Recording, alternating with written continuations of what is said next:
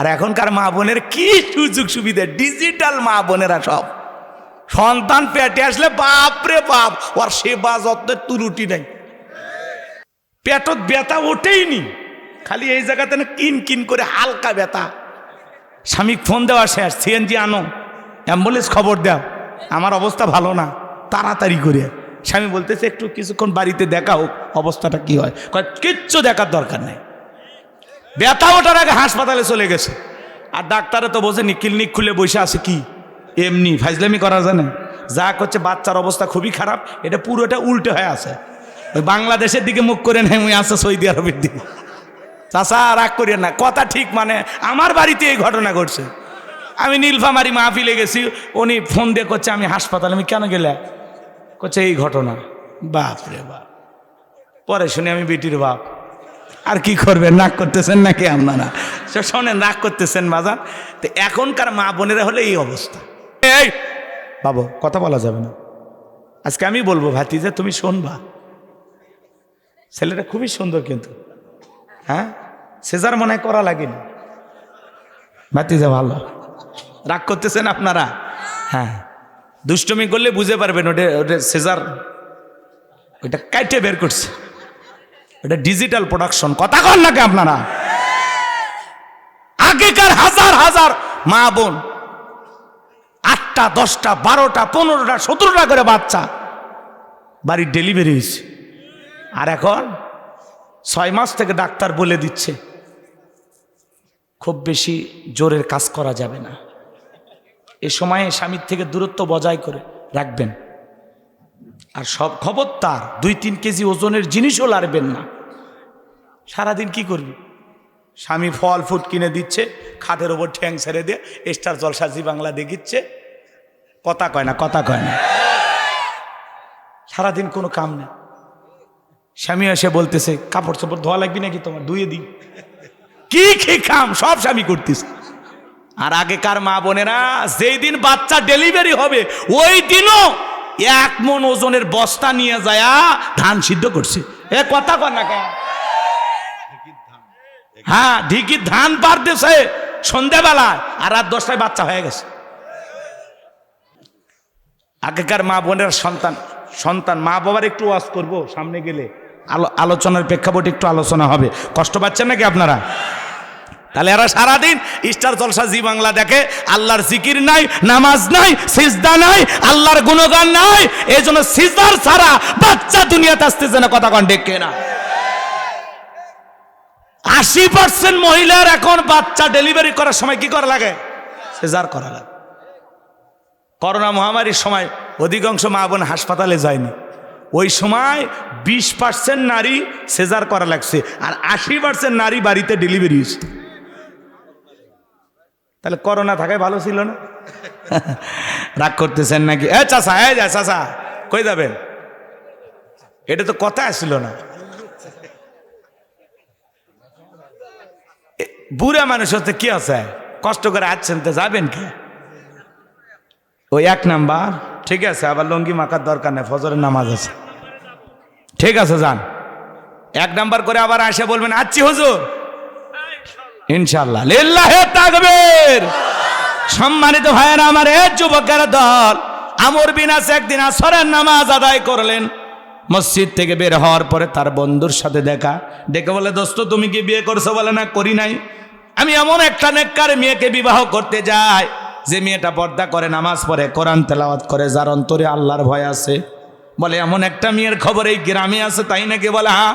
যেই মেয়েটা জন্মের পরে তার মা বাবা ছাড়া দুনিয়ার কাউকে দেখে নাই, তাই নাকি? বলে হ্যাঁ। ঠিক আছে, চলো যাই খবর নিয়ে দেখি। এইবার তথ্য নিয়ে তথ্যটা মিলে গেল, সত্যি মেয়েটা জন্মের পর থেকে তার মা বাবা ছাড়া দুনিয়ার আর কোনো মানুষকে দেখে নাই। এইবার আমর বিন আস মেয়েটাকে বিবাহ করলেন। বিবাহ সম্পূর্ণ হয়ে গেল। এইবার বাসর ঘরে প্রবেশ করবেন, তাকায় দেখেন বাসর ঘরে তার প্রিয়তমা স্ত্রী নামাজ আদায় করতেছেন। বলেন মারহাবা। আমর বিন আস মনে মনে খুশি হয়ে গেল, আল্লাহ যা চাইছিলাম তাই পাইছি, এমন একটা নেককার বিয়ে তো খুঁজতেছিলাম, আমার স্ত্রী বাসর ঘরে নামাজ আদায় করতেছে। বলেন তো যুবক, এ যুবক তুমি তো বিয়ে করেছো, তোমার স্ত্রী কি বাসর ঘরে নামাজ আদায় করেছে? না, আমাদের বাসর ঘরে নামাজ নাই, আমাদের বাসর ঘরে আছে সেলফি, ভিডিও, সিনেমা হলের শুটিং। কথা কম। মেয়েকে মালা বদল করে দিচ্ছে, ছেলে মেয়ের গলায় মালা দেয়, মেয়ে ছেলের গলায় মালা দেয়। হিন্দুদের সংস্কৃতি মুসলমানের ভিতরে ঢুকে গেছে। কথা বলে মালা বদল চলতেছে। ক্যামেরাম্যান আবার বলে, ভাই ইসমাইল হাসি হবে, আপনি একটু ভাবিকে চেপে ধরেন, মনে হয় নায়ক নায়িকার খেলা। জনগণের সামনে চেপে ধরতেছে, একবার কাঁধে হাত রাখে আর একবার কই রাখে, আমি নাইবা বললাম। এগুলো ভিডিও চলতেছে। ছেলে আবার আনন্দের ঠেলায় সেলফি তুলে ক্লিক, সেলফি একটা তুলে ফেসবুকে পোস্ট করে, উত্তর পার লাকিকে দেনমোহর ফাঁকি দিয়া বিয়ে করে নিয়ে আসলাম। আজকে জীবনের প্রথম রাত, ফেসবুক বন্ধুদের কাছে দোয়া চাই রাতটা যেন ভালো কাটে। যে নিজের বইয়ের ছবি ফেসবুকে আপলোড করে, এর চাইতে বড় মফিস আল্লাহর দুনিয়ার কেউ হতে পারে না। ওর রুচিতে সমস্যা, ওর মগজে কুত্তাই পেশাব করে দিয়েছে। কথা কন ঠিক কিনা? বউ হলো পার্সোনাল জিনিস, পাবলিসিটি করার জিনিস না। বউ ঢেকে রাখার জিনিস, আলগা করে দেখানোর জিনিস না। বউ হলো আমার বউ আমি দেখব। যারা বউকে পাবলিকের সম্পত্তি মনে করে, ওরাই বউকে মানুষকে দেখায়। ও মনে করে বউ আমার একার না, বউ হলো এলাকার। নির্লজ্জ বেহায়া কোথাকার। ও চাচা কি বলেন? চাচির সেলফি তুলছিলেন, ফেসবুকে দিচ্ছেন চাচির ছবি, দেন নাই আপনি ভালো আছেন? যুবক তোমরা যারা বিয়ে করেছো, খবরদার বইয়ের ছবি কখনো ফেসবুকে শেয়ার করবা না। কথা বলেন, এটা একান্তই তোমার পার্সোনাল জিনিস, নিজের একটা ব্যক্তিত্ব আছে না। আমার স্ত্রীকে যাইতেই দেখবে কেন রে ভাই? আমার স্ত্রী, তার রূপ, সৌন্দর্য, লাবণ্য, চেহারা, যা কিছু সব আমি দেখব। পৃথিবীর অন্য কোনো পুরুষ আমার স্ত্রীকে দেখবে না। কথা বলেন ঠিক কি না? এটা তো প্রত্যেকটা স্বামীর এই পার্সোনালিটি মেনে চলা দরকার, যে না আমার জিনিস আমি মানুষকে দেখাবো কেন? এ কথা কন নাকি আপনারা? আর যদি মনে করেন না হুজুর এটা আমার না, এটা জনতার, এটা পাবলিকের, এটা সবার, তাহলে দেখান, যে আপনি পারেন দেখান। কথা কন। আল্লাহ হেদায়েত দান করুক। সরে বলেন আমিন। এই যুবক শোনো, আমর বিন আস বাসর ঘরে স্ত্রী নামাজ আদায় করলেন, নামাজ শেষ হয়ে গেল। বিবির ঘুমটাটা তুলে যখন চেহারার দিকে তাকাবেন, স্বামী স্ত্রীর মধ্যে সালাম আদান প্রদান হয়ে গেল। ঘুমটা তুলে যখন স্ত্রীর চেহারার দিকে একবার তাকাইছেন, মনটা খারাপ করে ঘর থেকে বের হয়ে আসলেন। বিবি টেনশনে পড়ে গেল, স্বামীর সাথে তো কোনো বেয়াদবি করলাম না, কেন ঘর থেকে বের হয়ে গেল বুঝতে পারলাম না। এইবার বাড়ির বারান্দায় দেখেন তার স্বামী দাঁড়ায় আছে, দরজার আড়াল থেকে ডেকে বলে, স্বামী আমি যতটুকু শুনেছি আপনি অনেক বড় আল্লাহওয়ালা, তাহাজ্জুদ আপনি কাজা করেন না, আপনি যত বড় আল্লাহওয়ালা হন, আজকে আমার জীবনের পবিত্র রাত, বাসর রাত, আপনি যদি আজকে আমার হক না আদায় করেন, কিয়ামতের ময়দানে আল্লাহর দরবারে আমি আপনাকে আসামি বানাবো। আল্লাহওয়ালার অন্তরে আখিরাতের ভয়, পরকালে আল্লাহর সামনে দাঁড়ানোর ভয়। তিনি আর দেরি করলেন না, বাসর ঘরে প্রবেশ করলেন, বিবির সাথে ভালোবাসা বিনিময় করলেন। পরের দিন সকালবেলা স্ত্রীকে রেখে চলে গেলেন, আর স্ত্রীর খোঁজ খবর নিলেন না। এইভাবে তাদের জীবনে কেটে গেল 25টা বছর। 25 বছর পরে সে নিজের এলাকায় আসতে চায়। তারপরে তার স্ত্রীর সাথে কি পরিচয় হয়, কেমনে দেখা হয়, ঘটনাটা কোন দিকে যায়, এটা কি আপনাদের জানার ইচ্ছা আছে? জোরে বলেন, জানার ইচ্ছা আছে? 25 বছর পরে তাদের সাক্ষাৎটা কিভাবে হয়, কারা কারা শুনবেন? হাতটা তুলে দেখান, লিল্লাহে তাকবীর। হাত নামান। তাহলে যুবক যে বাসর ঘরে বসে আছে, ওর খাতাটাও ক্লোজ করার দরকার আছে না নাই? কথা কন না কে? যুবক এইবার বলতেছে, বিবিরে হুজুর বলেছে স্ত্রীকে মহারানা না দিয়া তাকে স্পর্শ করা যাবে।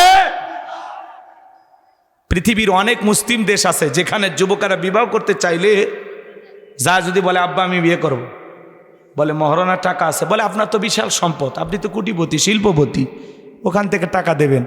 তখন ওই মুসলিম পিতা ছেলেকে কি জবাব দেয় জানেন?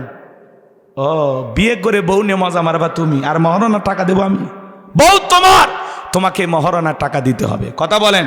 বাংলাদেশের মুসলিম পিতারা যদি এরকম হইতো, ছেলে যখন বলবে আব্বা আমি বিয়ে করব, মহারণার টাকা আছে? ছেলে যতদিন মহারণার টাকা রোজগার না করতে পারবে ততদিন পর্যন্ত ছেলের বিয়ে দেবেন না। কথা বলেন না কেন? কিন্তু আমাদের দেশের বাবারা হলো উল্টো, যার 3-4টা ছেলে আছে, বাপ রে বাপ, ওই বাপের মশান দেখে কে? পিরিগাছা বাজারে যা বলে 1 কাপ চা দে, দোকানদার বলে চাচা আজকে তোমার সেই গরম, গরম হবো না, বড় ছেলের বিয়ের ডাক করছে 3.5 লাখ টাকা, নিয়ত করছি 5 লাখ টাকা যৌতুক হলে বড় ছেলের বিয়ে দেব। মনে হয় ছেলে পালিনি, পালছি দেশে হারিয়ে গরু। কথা কন ঠিক কিনা? এলে বাবা না বাবা নামের কষায়। কথা বলেন। এরকম যৌতুক লোভী বাবা যারা, মনে রাখবেন কাঁচা পায়খানা খাওয়া যেমন হারাম, কন্যা পক্ষের কাছ থেকে জোর করে যৌতুক দাবি করা তেমনি হারাম, হারাম, হারাম, হারাম। খালি বিদ্যুৎ বিলের কাটে লেখা থাকলে হবে না যৌতুক নেবেন না, যৌতুক দেবেন না। নিয়ত করেন। কি হয়েছে চাচা? এখানে একজন ডাক্তার আছে, দুলাল নাম, আছেন নাকি? কই ডাক্তার সাহেব? একজন রোগীর সিরিয়াস অবস্থা, প্যান্ডেলের বাইরে যেতে বললেন। আপনি একটু যান ডাক্তার সাহেব, যান, একটা জরুরি বার্তা এই জন্য দিয়ে দিলেন, যান রোগীটার একটু সেবা করেন। দুলাল ভাই, হ্যাঁ হ্যাঁ, জামাই গেছে, কষ্ট হচ্ছে আপনাদের? আল্লাহ যিনি অসুস্থ শেফায়ে কামেল আজেলা দান করেন। একটু জোরে বলেন না আমিন। কষ্ট হচ্ছে? তাহলে প্রত্যেকটা বাবার উচিত ছেলের যৌতুক মুক্ত একটা বিবাহ দেয়া। কথা বলেন না কেন ভাই? আচ্ছা বলেন তো, হালালে বরকত আছে, হারামে কোনো বরকত আছে? তাই যৌতুক নেওয়া হারাম, কেন ছেলেকে দিচ্ছেন? এই 50,000 1 লাখ টাকা কয়দিন থাকবে? এই ছেলে বেরে, যারা যৌতুকের জন্য বউরে মারো, পিটাও, মাঝে মাঝে দেখা যায় না, ঘটনা ঘটে না? যৌতুকের জন্য বউরে সেই পিটাইতেছে, মানুষকে এত পিটাও কেন? কয় পিটাবো না, এই বেহানারের বাবা 1.5 লাখ টাকা দেওয়ার কথা, মাত্র 50,000 টাকা দিয়েছে, আমি শ্বশুর বাড়ির থেকে এখনো 1 লাখ টাকা পাই, ও মনে হাল খাতার টাকা পাই। এরকম পোলাপান আছে না? নাই। আজকে তুমি যৌতুকের জন্য একটা মেয়েকে পিটাইতেছো, একদিন তুমিও বাবা হইবা, তোমার মেয়েকে আর একটা ছেলে যৌতুকের জন্য পিটাবে। কথা বলেন ঠিক কিনা? এই জন্য যৌতুক এটা একটা মারাত্মক গুনাহের কাজ, অপরাধ। একটা বাবা কত কষ্ট করে মেয়েটাকে লালন পালন করে, আহারে 16-18 বছর যত্ন করে রাখলো, তোমার মতো অচেনা অজানা একটা ছেলের হাতে দিল, হাতে তুলে দিতে চায় না। বাবা একদিকে কাঁদে, মা আর একদিকে কাঁদে।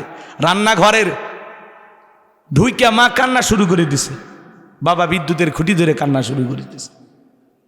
যে যেমনে পারে কান্না করে।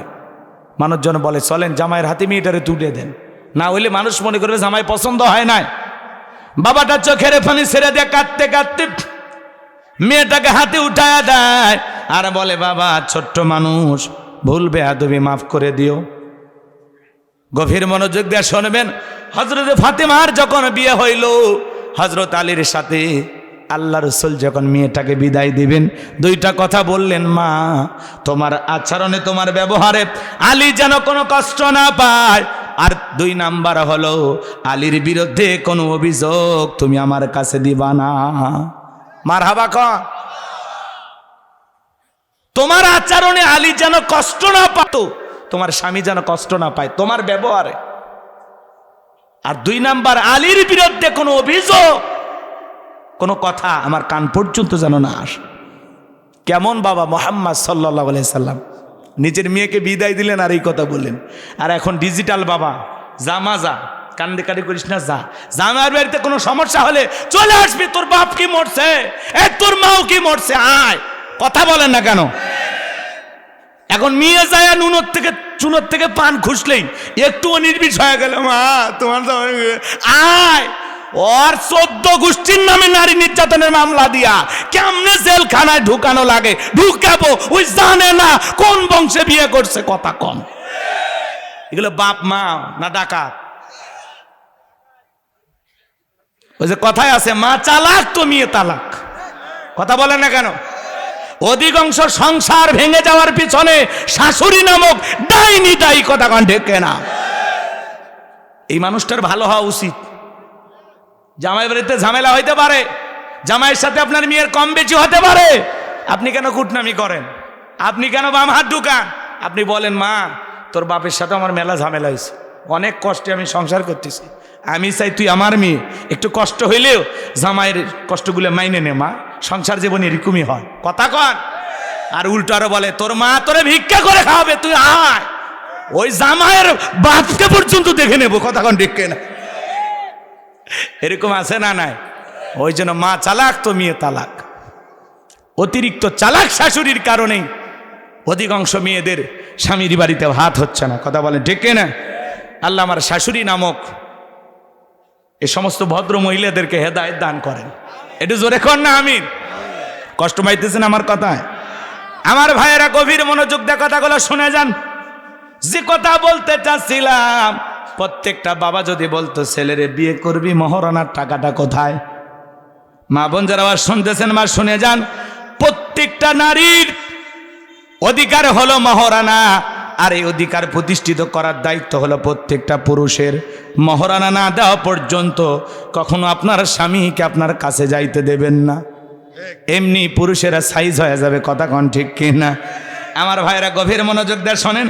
মেয়েটার কাছে এইবার ছেলেটা বলে, হুজুর যেহেতু এই কথা বলেছে এই জন্য তোমার কাছে যাইতে পারতেছি না। মেয়েটা বলে, হুজুর কি বাঁচারা কোনো কৌশল বলে দেয় নাই? আর কি কোনো উপায় নাই? এইবার ছেলেটা বলতেছে, হুজুর বলেছে বউ যদি মহারানা মাফ করে দেয় তাহলে কোনো সমস্যা নাই। মেয়ে চিন্তা করলো, বাপ মাও গরু ছাগল জবাই করে 200-300 মানুষকে খাওয়ায় দিল। এই জায়গায় একটা কথা বলে দিয়ে যায় বাজান, খবরদার ছেলে মেয়ের বিবাহ দেন, কোনো সমস্যা নাই, কিন্তু জোর করে কখনো কন্যা পক্ষকে বলবেন না আমাদের 200 জন বরযাত্রীকে খাওয়ান লাগবে, 300 খাওয়ান লাগবে, 500 খাওয়ান লাগবে। এইভাবে জোর করে একটা মানুষের বাড়িতে যায়া খাবার চাওয়ার চাইতে ভিক্ষা করে খাওয়া ভালো। এটা এক ধরনের ছোট লোকই। উনি যদি কন্যা পক্ষের লোকজন যদি বলে ভাই 50 জন নিয়ে আসে, 10 জন নিয়ে আসে, যে বিয়েতে যত খরচ কম সেই বিয়েতে তত বরকত বেশি। কথা বলেন। আর আপনি এখন 500 জন বরযাত্রী ছাড়া যাবেন না, ছেলের বিয়ে করাবেন না, তাহলে ওই লোকটার উপরে জুলুম হয়ে গেল না? 500 লোক কি সবাই খাওয়াইতে পারে এই বাজারে? তা আপনি এগুলো কেন করেন? আবার দেখবেন যারা বিয়ে খাবার যায় গেরামত কিন্তু ভ্যান চলায়, ওই দিনে ভালো শার্ট প্যান্ট ট্যান্ট পরে যায়, টেবিলে বলতেছে এই টেবিলে ময়লা কেন, একটু পরিষ্কার করো। বাড়িতে কিন্তু ভ্যান চলা, আর বিয়ে খাবার যা কি পাটটা নিচ্ছে। কথা কন না কে? প্লেটে ময়লা কেন, পরিষ্কার করে। আমরা কিন্তু ছেলের খুব ছোট কালোর ল্যাংটা কালের বন্ধু। কথা কয় না কে? এই টেবিলের থেকে যেন গোস্ত ফুরে না, জম্মের খাওয়া খায়। আচ্ছা বলেন তো, আপনি যে কায়দায় গোস্ত খাওয়া শুরু করছেন, আপনার মেয়ের বিয়েতে যদি এরকম কেউ খায় কি অবস্থা হবে? রে ভাই খান, কম করে খান, 2-3 টুকরা খান, 4-5 টুকরা খান, একেবারে কেজি দরে খাওয়া শুরু করছেন। আছে না নাই? বরিশালে দেখলেন না একটু গোস্ত কম বেশি হওয়াতে বাইরে ভাই বিয়ের বাড়িতে মারামারি করে মেয়ের দাদিক মারিয়ে ফেলে দিচ্ছে, মাঝে মাঝে বিয়ের বাড়িতে এইগুলো ঘটনা ঘটতেছে না? গোস্ত কম বেশিতে বিয়ে তালাক হয়ে যাচ্ছে, ওই জায়গা দিয়ে ঘটনা শেষ। আচ্ছা খাওয়াতে কি আছে? এই জন্য আমি বলতেছি যে দয়া করে কন্যা পক্ষের উপরে জুলুম না কইরা, আপনি ছেলের বাবা না, 10টা গরু জবাই করে 10,000 লোক খাওয়াই দেন, কোনো আপত্তি নাই। অনুষ্ঠান হবে বড় পরিসরে ছেলের বাড়িতে। করে করে ও আপনি খাইতে ভালোবাসেন, খাওয়াতে ভালোবাসেন না। কথা বলেন। আল্লাহ যেন আমাদের বাবা যারা আছে আমাদের হেদায়েত দান করেন, আমরা যেন কি কোনো মেয়ের বাবার উপরে জুলুম না করি। আল্লাহ যেন তৌফিক দান করেন, আমরা যেন ফিরে আসি আমাদের অপরাধ থেকে। জোরে বলেন না আমিন। তাহলে যুবক, এই মেয়েটা যখন বাধ্য হয়ে পরিস্থিতির শিকার হয়ে 99,000 টাকা মাফ করে দিল। আচ্ছা এক দেখায় কোনো মানুষ 99,000 টাকা মাফ করতে পারে? এটা মাফ করছে না পরিস্থিতিতে বাধ্য হয়ে মাফ করছে? যারা এইভাবে মাপ নিয়েছেন আজকে বইয়ের কাছে যা বলবেন, শোনা ওই যে বাসর ঘরে 1 লাখ টাকা মাফ করে দিলি, আসলে মাফ করছিস কিনা বল। বলে হ্যাঁ, আমাকে তো পাগলা কুত্তে কামড়াছে, আমি তোরে মাফ করছি, সেদিন বাধ্য হয়ে মাফ করছি। অধিকাংশ নারী আপনাকে মাফ করেনি। এই জন্য দাম্পত্য জীবনে যারা ভালো থাকতে চান, আল্লাহর কাছে ভালো হতে চান, দাম্পত্য জীবনে যদি কিয়ামতের ময়দানে জিনাকারী নারী পুরুষের কাতারে না দাঁড়াইতে চান, তাহলে আপনার বিবির উপযুক্ত মহারানাটা আপনি পরিশোধ করে দেবেন। পারবো তো ইনশাল্লাহ? পারবো তো ইনশাল্লাহ? আস্তে আস্তে 2000, 5000, 10,000 করে দিয়া পরিশোধ করবেন। আল্লাহ আমাদের বোঝার তৌফিক দান করুন। একটু জোরে বলেন না আমিন। কষ্ট হচ্ছে আপনাদের? তাহলে আল্লাহ রাব্বুল আলামিন বলেন কুল্লু নাফসিম বিমা কাসাবাত রহিনা, প্রত্যেকটা ব্যক্তি তার নিষ্কৃত কর্মের কাছে আবদ্ধ। এই জন্য বাজান দিনের আলোতে রাতের আধারে গোপনে প্রকাশ্যে যা গুনাহ করতেছেন, জমির আল ঠেলতেছেন, খাদ্যে ভেজাল দিতেছেন, দুধে পানি মিশাইতেছেন, ওজনে কম দিচ্ছেন, সুদ খাইতেছেন, ঘুষ খাইতেছেন, আপনি যা যা করতেছেন বাজান প্রত্যেকটা পাপের ব্যাপারে আল্লাহর কাছে হিসাব দেওয়া লাগবে। এজন্য আসুন বাজান, সুদ ছেড়ে যান, ঘুষ ছেড়ে যান, জিনা বিবেক ছেড়ে যান, মিথ্যা কথা বলা ছেড়ে দেন, অন্যায় অবিচার ছেড়ে দেন, জুলুম ছেড়ে দেন, দুধে পানি মিশাবেন না, খাদ্যে ভেজাল দেবেন না, ওজনে কম দেবেন না, মানুষকে ঠকাবেন না, মানুষের সাথে প্রতারণা করবেন না, কোনো মানুষকে জবান দেওয়া অশ্লীল গালিগালাজ করবেন না। আপনার জবান দ্বারা, আপনার ব্যবহারের দ্বারা, আপনার আচরণের দ্বারা পৃথিবীর কোনো মানুষ যেন কষ্ট না পায়। আল্লাহ আমাদেরকে পরিপূর্ণ মুমিন হওয়ার তৌফিক দান করুন। সিল্লা বলেন আমিন। এরপরে আল্লাহ রাব্বুল আলামিন বলেন ইল্লা আসহাবাল ইয়ামিন, ডান পাশে যারা থাকবে তারা হলো নিরাপদ। সুবহানাল্লাহ বলেন। আমার আল্লাহ বলেন ওয়াকুনতুম আজওয়াজান সালাসা ফাআসহাবুল মাইমানাতি মা আসহাবুল মাইমানা ওয়া আসহাবুল মাশআমাতি মা আসহাবুল মাশআমা ওয়াস-সাবিকুনাস সাবিকুন উলাইকাল মুকাররাবুন। আরেকটু জোরে বলেন না আল্লাহু আকবার। আমার আল্লাহ রাব্বুল আলামিন সূরা ওয়াকিয়ার ভিতরে জানায়া দিলেন কিয়ামতের ময়দানে আল্লাহ তাআলা মানুষকে 3 শ্রেণীতে ভাগ করবেন। এর মধ্যে যারা ডানপন্থী থাকবে তারা হলো জান্নাতি। সুবহানাল্লাহ বলেন। সেই কথা আল্লাহ রাব্বুল আলামিন বলেন ইল্লা আসহাবাল ইয়ামিন ফি জান্নাতি ইয়াতাসাআলুন। ডানপন্থীরা জান্নাতের বাগানে প্রবেশ করবে। জান্নাতের বাগানে প্রবেশ করার পরে একজন জান্নাতি আর একজন জান্নাতীর সাথে পরস্পরে গল্পে লিপ্ত হবে, আলাপচারিতায় লিপ্ত হবে। চিৎকারে মেরে বলুন না সুবহানাল্লাহ। একজন জান্নাতি আর একজন জান্নাতীর সাথে কি করবে? গল্প করবে। কথা বলে কি করবে? গল্প করবে, একে অপরকে জিজ্ঞাসাবাদ করবে, আলাপচারিতা করবে। আমি আজকের মাহফিলে দোয়া করলাম আল্লাহ আজকের মাহফিলের সভাপতি জনাব রাশিদুল ইসলাম রাশেদকে আপনি যেই জান্নাত দেবেন দয়া করে আল্লাহ ওই একই জান্নাতে আমাকেও কবুল করে নেবেন। আল্লাহ যদি দয়া করে ওনাকে যেই জান্নাত দেবেন ওই একই জান্নাতে আল্লাহ যদি দয়া করে আমাকেও কবুল করেন, তাহলে দুইজন একে অপরের সাথে দেখা হয়ে যাবে, পরিচয় হয়ে যাবে। আমি দেখে ওনাকে চিনতে পারবো, উনি দেখে আমাকে চিনতে পারবেন। কথা কি বুঝতে পারছেন? ফি জান্নাতি ইয়াতাসাআলুন, তারা জান্নাতের বাগানে প্রবেশ করবে এবং একে অপরকে জিজ্ঞাসাবাদ করবে, আলাপচারিতায় লিপ্ত হবে। বলেন আল্লাহু আকবার। আমি দোয়া করলাম আল্লাহ আজকের মাহফিলে যত রংপুরের মানুষ আমার সাথে কোরআনের কথাগুলো শুনতেছে, আল্লাহ আমাদের সবাইকে আপনি একই জান্নাতে কবুল করুন। চিল্লায় বলেন আমিন। আল্লাহ যদি একই জান্নাতে দয়া করে আমাদেরকে থাকার ব্যবস্থা করে দেয়, যদি দেয়, তাহলে আপনারা আমাকে চিনতে পারবেন, আমি আপনাদেরকে চিনতে পারবো। ভাই এই সিয়ের একজন বসেন। কষ্ট হচ্ছে আপনাদের? সিয়ের ফাঁকা রাখেন না, যখন তখন ক্ষমতা দখল হয়ে যেতে পারে। জি, সিয়ের পরিপূর্ণ রাখেন। কষ্ট হচ্ছে আপনাদের না? আরে কষ্ট পাইলে আমার কিছু করার নেই, আমি এরকমই। আপনি ওয়াজ শুনলেও আমি করব, না শুনলেও করব, আমার সিস্টেম এইটা। আমি যেই বিষয়টা ধরি ওইটা শেষ করি। কষ্ট হচ্ছে আপনাদের? একটা আয়াতের ভিতরে কত কথা আছে, কয় মিনিটে বলবো, কয় ঘন্টায় বলবো? শোনেন আমার কথাটা শোনেন। আল্লাহ যদি দয়া করে আমাদেরকে একই জান্নাতে দেয়, এই যে আমি যেরকম আপনাকে দেখতে পাচ্ছি, আপনি আমাকে দেখতে পারতেছেন না, জান্নাতে এরকম দেখাও। সুবহানাল্লাহ বলবেন না? শোনেন, এখন আমি সভাপতির জন্য দোয়া করলাম। আচ্ছা, দোয়া করলেই কি মানুষ জান্নাতে যাবে? এত সহজ? বলেন সহজ কি না? এই ভাতিজা বস। আল্লাহর নবী মুসা আলাইহিস সালামের নাম আপনারা শুনেছেন, 1 মিনিটে বলে দিয়ে যাই বাজান। সামনে যাব, মজার কিছু আলোচনা আছে, একটু হৃদয়ের কান পেতে কথাগুলো শুনে যান। মুসা আলাইহিস সালাম আল্লাহকে ডেকে বলেন আল্লাহ আপনি আমাকে জান্নাত দেবেন। আল্লাহ ডেকে বলে এটা কেমন কথা নবী মানুষ, কেন জান্নাত দেব না? অবশ্যই তোমাকে জান্নাত দেব। মুসা আলাইহিস সালাম ডেকে বলে আল্লাহ জান্নাতে আমার প্রতিবেশী কে হবে জানতে মনে চায়। এই দুনিয়াতে যদি প্রতিবেশী ভালো হয় দেখবেন বসবাস করে শান্তি পাওয়া যায়, আর প্রতিবেশী যদি ঝামেলা করে বসবাস করে শান্তি পাওয়া যায় না। মাঝে মাঝে দেখেন না সমাজে এমন প্রতিবেশী রাগ করে ঝগড়া কইরা আপনি পুকুরে মাছ চাষ করেন, গ্যাসের ট্যাবলেট দিয়ে মাছ মেরে ফেলে দেয়,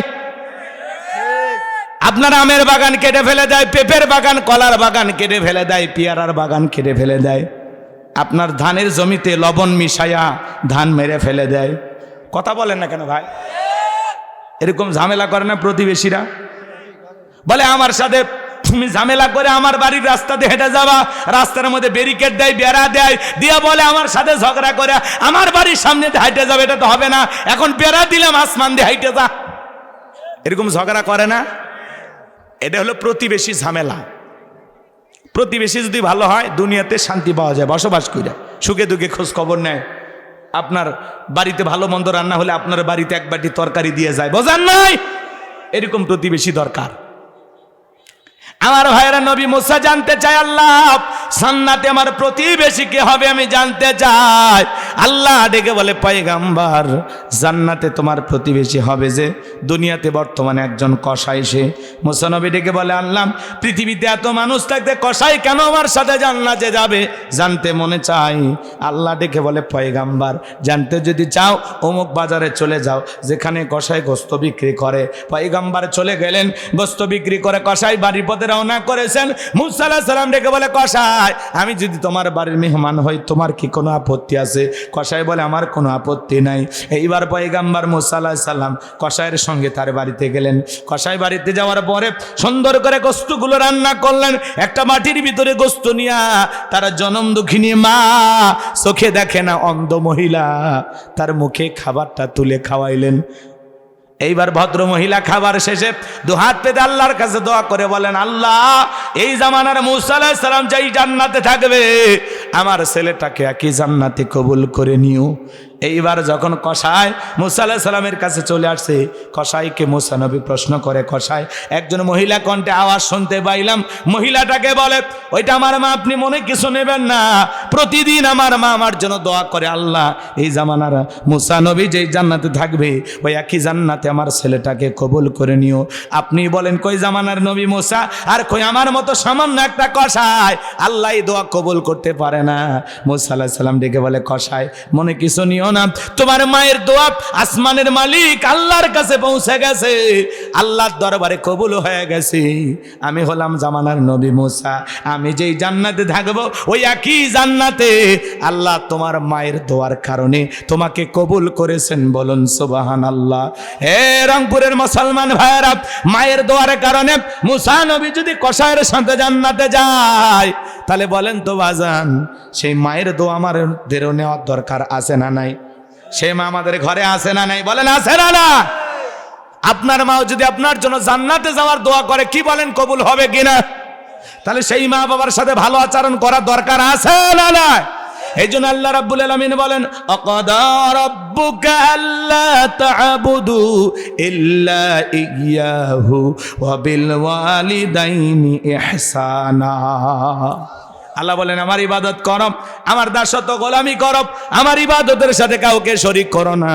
আমার ইবাদতের পর তোমাদের দায়িত্ব হলো মাতা পিতার খেদমত করা, তাদের সাথে উত্তম আচরণ করা, ভালো ব্যবহার করা।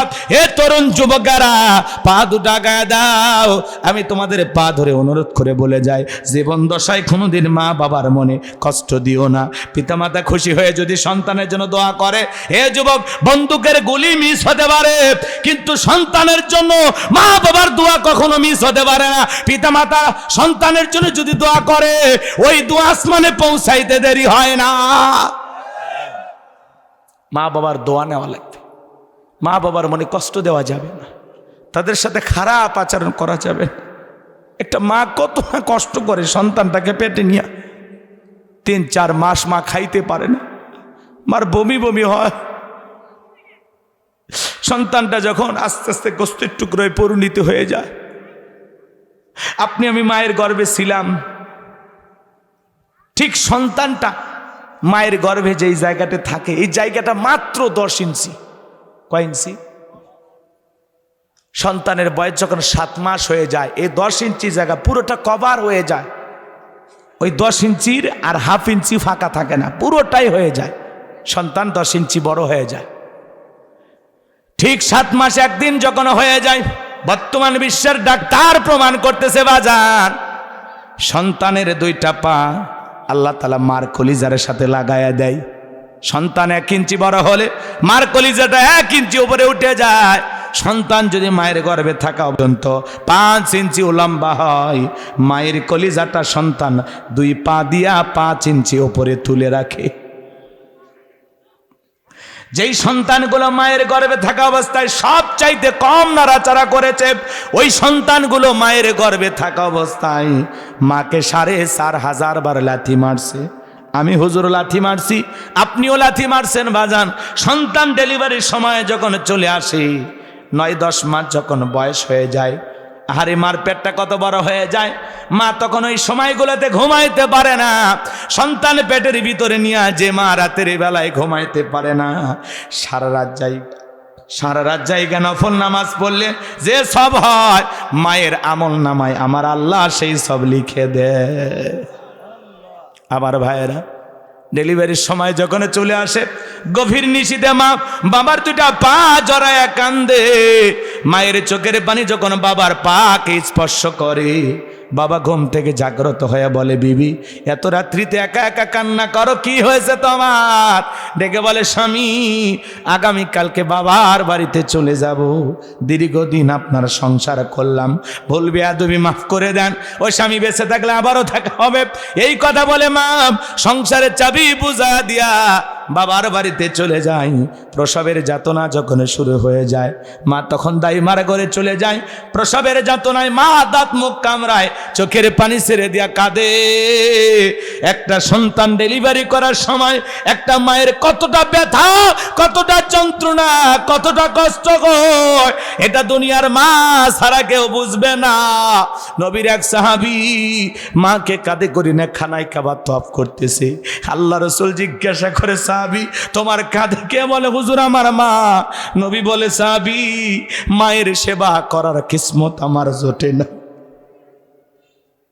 আমি শিশুকালে আমার মাকে হারিয়েছি, মায়ের সেবা করার কিসমত আমার হয় না। ও সাহাবী বড় ভালো কাজ করতেছো। সাহাবী ডেকে বলে, হুজুর আমি যে আমার মাকে কাঁধে করে নিয়ে খানায় কাবা তওয়াফ করতেছি, আমি কি আমার মায়ের হক আদায় করতে পেরেছি? আমার নবী বলে, সাহাবী আল্লাহ যদি তোমাকে কিয়ামত পর্যন্ত হায়াত দেয়, আর তুমি যদি তোমার মাকে নিয়ে খানায় কাবা তওয়াফ করতে থাকো, তোমার মা তোমাকে জন্ম দেওয়ার সময় প্রসবের যাতনায় আ শব্দ করেছিল, ওই একটা আ শব্দের হক দুনিয়ার কোনো সন্তান আদায় করতে পারবে না। এই জন্য আল্লাহ রাসূল বলেছেন, হুমা জান্নাতুকা ওয়া নারুকা, তোমার পিতামাতাই তোমার বেহেশত, তোমার পিতামাতাই তোমার দোজখ। এ রংপুরের যুবকেরা, পিতামাতা খুশি, আরশের মালিক আল্লাহ খুশি। পিতামাতা বেজার, আরশের মালিক আল্লাহ বেজার। মা বাবার মনে কষ্ট দেওয়া মানে আরশের মালিকের মনেই কষ্ট দেওয়া। পিতামাতাকে ভালো রাখা মানে আরশের মালিক আল্লাহ খুশি হয়ে যায়। এ তরুণ যুবকেরা শুনে যাও, প্রসবের যাতনায় মা দাঁত মুখ কামড়ায়, বালিশটা কামড়ে ধরে। ডেলিভারির সময় এই পৃথিবীতে সন্তান যখন ভূমিষ্ঠ হয়, 3টা বড় লাথি মারে, 3টা বড় বড় লাথি মারে। যেদিন আপনি আমি দুনিয়াতে আসছি, আমি হুজুরও 3টা লাথি মারছি, আপনিও মারছেন ভাই। প্রথম লাথিটা যখন মায়ের পেটে সন্তান মারে, এতদিন যে মায়ের পেটের ভিতরে যে কভারটার ভিতরে আপনি ছিলেন, এইটা ফেটে যায়। এরপরে সন্তান দ্বিতীয়বার আবার একটা জোরে লাথি মারে, মার বুকে লাথি লাগে, মায়ের চোখের পানি ঝরা শুরু হয়ে যায়। সন্তান যখন তৃতীয়বার এত জোরে একটা লাথি মারে, মার জরাই দিয়ে রক্ত শুরু হয়ে যায়। সন্তান ডেলিভারির সময় মা যে রক্ত শরীর থেকে ঢেলে ফেলে দেয়,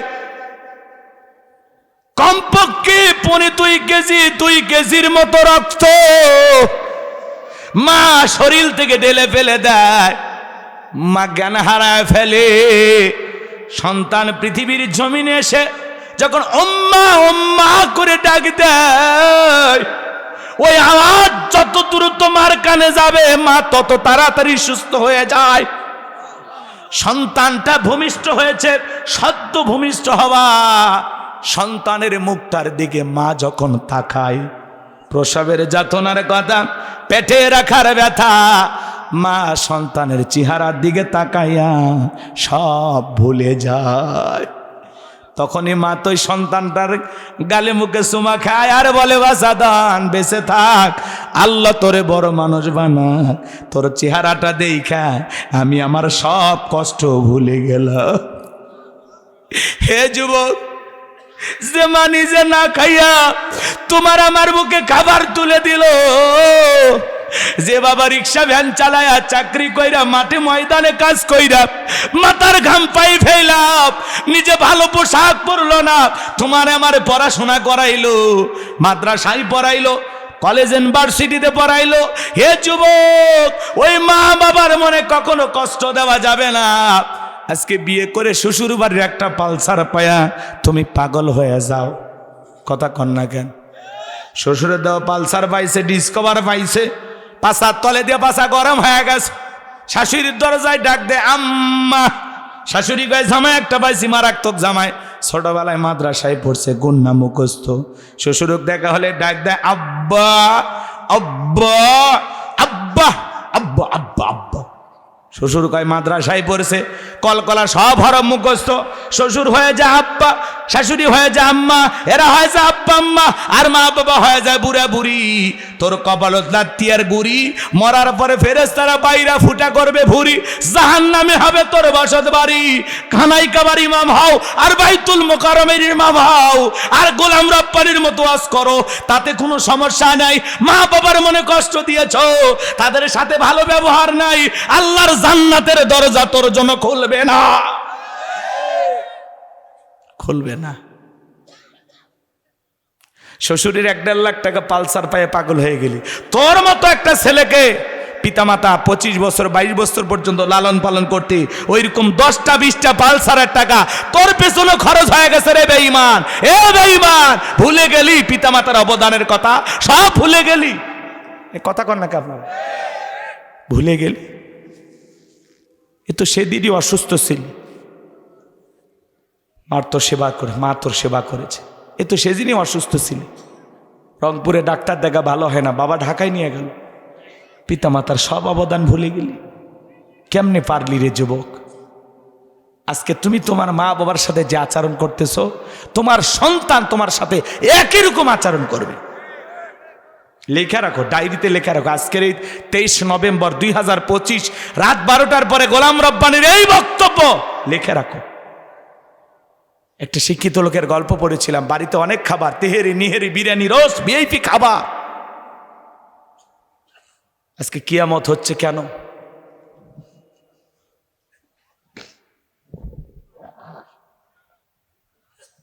পৃথিবীতে ভূমিকম্প হচ্ছে মানে মনে মনে করতেছে কিয়ামত হয়ে গেছে। এগুলো হওয়ার পিছনে কারণ নাই, কথা বলেন না বাজান? কষ্ট হচ্ছে আপনাদের?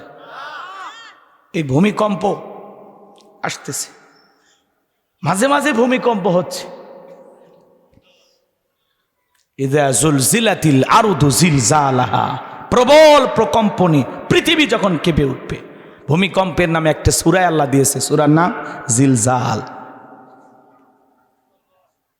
যেদিন পৃথিবী কেঁপে উঠবে প্রবল কম্পনে, ভূমিকম্প হবে, কেঁপে উঠবে, চূর্ণ বিচূর্ণ হয়ে যাবে, পৃথিবীতে যা সাজানো দেখতেছেন সব শেষ হয়ে যাবে। যুবক, কি মনে করছো